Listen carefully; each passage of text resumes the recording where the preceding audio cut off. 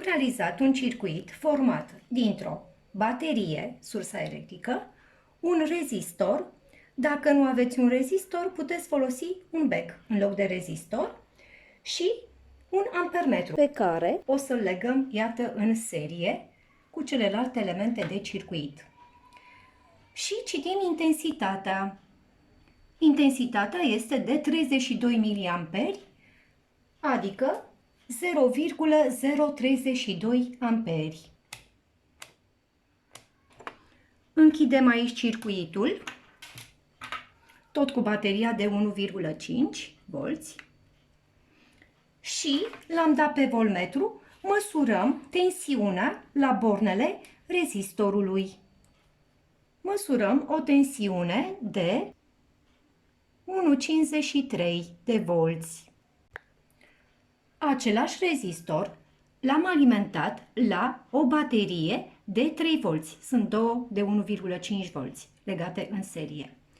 Și am legat în serie ampermetru și citim o tensiune de 58,9 mA.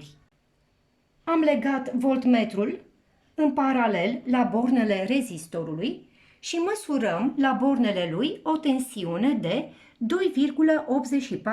volți și o notăm. Am legat deci ampermetru în serie cu rezistorul și bateria de 9 volți și avem o intensitate de 86,8 mA. Acum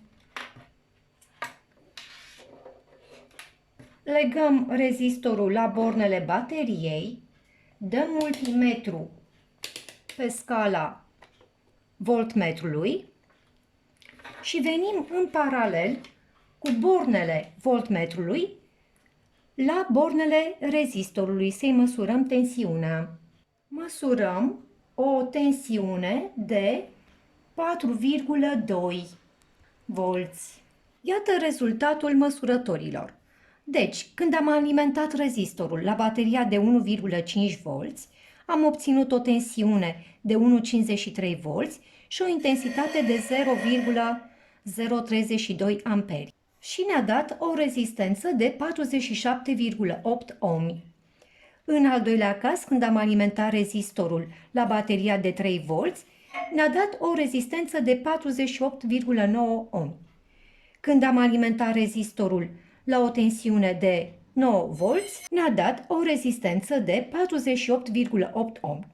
Dacă aproximăm, observăm că rezistența este constantă pentru același rezistor. Iată, suntem destul de aproape de valoarea rezistenței acestui rezistor de 50 de ohmi și vom realiza graficul. Raportul dintre tensiunea la bornele rezistorului și intensitatea curentului ce trece prin acesta este, deci, constant. Prin urmare, rezistența electrică a unui conductor sau aparat este constanta de proporționalitate dintre tensiune și intensitate.